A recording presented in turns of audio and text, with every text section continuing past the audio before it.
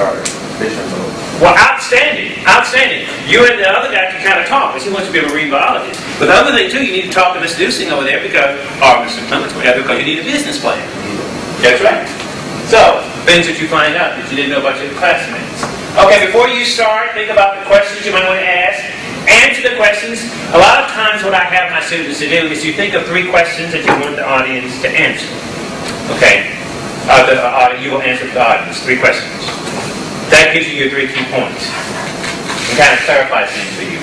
How are you going to make your introduction? We're going to talk a little about that today. How are you going to transition to your first point, the second one, and also how are you going to conclude it.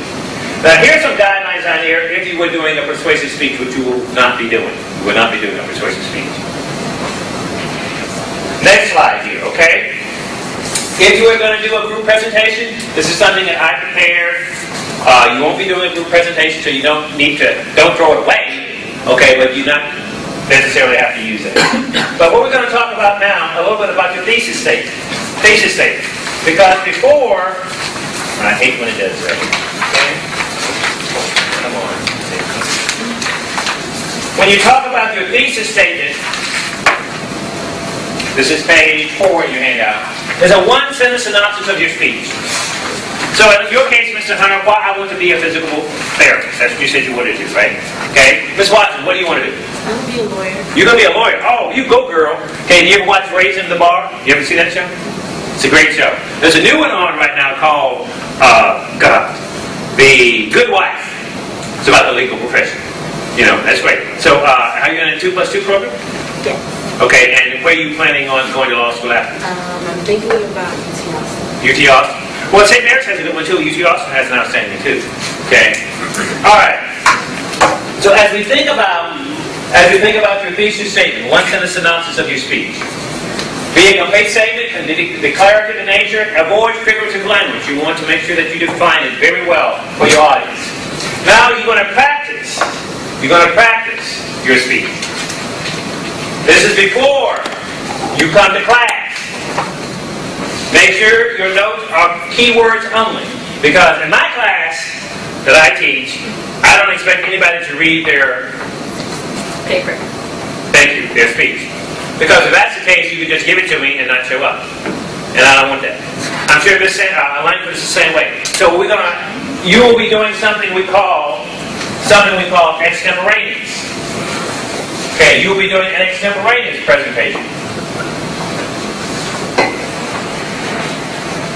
Anybody in here know what extemporaneous is? Okay, you're not in my speech class, so if you did, that would be great. But it is a combination of impromptu and memorized. Like when I give this presentation other places, there's certain things that I have that I got in the back of my mind that I try to make sure I pull out, and there are other things that are impromptu based upon the information I get from the audience. So make sure you use your notes. You have notes that come up. You can maybe have an outline. Or reading. Talk to us. That's one of the first missteps a lot of people make. They don't realize that giving a public speech is nothing more than talking to the audience. When you think about some of the great orators that we have around today, some living, some dead, like Barbara Jordan, she's dead. But you look at Bill Clinton, Barack Obama, Hillary Clinton, you know, those particular individuals. Who are some people that you think are good speakers? Oprah. Oprah. Who else? Who else is a good speaker? My dad. Your dad. Yeah. Good. All right. Mr. Roddy. Mr. Roddy is my dad. Well, your first name, is that your first name? Yes, that's what you said. Oh, what's your last name? Roddy's my last name, yeah. Okay, well, Mr. Roddy. Yeah, sorry, I just totally got Well, that's okay. You know, I do that to people sometimes. Yeah, it's totally cool. Okay, but so in a situation like that, you have people who are good speakers, and generally it's because they're passionate about what they're doing. They're passionate about what they're doing. And the reason that they're so good, not only they're passionate, you feel like they're talking to you. That answers. So keep that in mind when you give a presentation. You want to be talking to us. I'll run through the entire presentation, okay? Sometimes visualize yourself doing it. I do that often. Rerun the exercise 11, and you can practically do it in your sleep. So when you get ready to come in here to give your presentation, people are saying, oh my goodness, you were so good. I mean, it's like you had the whole thing. You knew exactly what you were going to be doing. You had practiced it. And that's what it's all about. We are standing up. You know, you're not going to be giving your speech sitting down, Mr. Stewart. So rehearse standing up. Present the speech in a point-to-point scenario. And that's fairly self-explanatory. I'm not going to read everything that's there. And it says, try giving a speech in front of someone. Okay, maybe your dad. Okay. Now, questions. Now we're going to get down into fun stuff here. We're going to talk a little bit about introductions. Okay? This is the nation. Now, introductions are extremely important. Why? Why are introductions so important? Yes, because you're introducing. Sorry, go ahead. I was going to say introducing the topic. Okay. I don't know. That's why I grab their attention. Grab their attention. Anybody else? Yes, Mr. Hunter. A gist of what you're going to talk about. What? A gist of what you're going to talk A about. gist of what you're going to talk about. And in many cases, this is a first opportunity for them to kind of get to know, Ms. Bratton, what is that's going to be going on, what's going to be happening. You know, one of the things that I sometimes do when I'm introduction, I somewhat analogize it to your introduction is somewhat like a pickup line. Okay? You know, it's one of those situations where you're getting ready to go to the audience and you're going to pull along with you. So, it's the only part of your speech, I highly suggest you memorize. Why is that? Why do I highly suggest that you memorize your speech? Memorize your introduction. So you look the audience in the eye. So that's exactly right, because you look the audience in the eye. Can you imagine? See, it's been a long time since I've been on the dating scene. I mean, like I said, I'm old. I'm probably old enough to be your grandfather or whatever.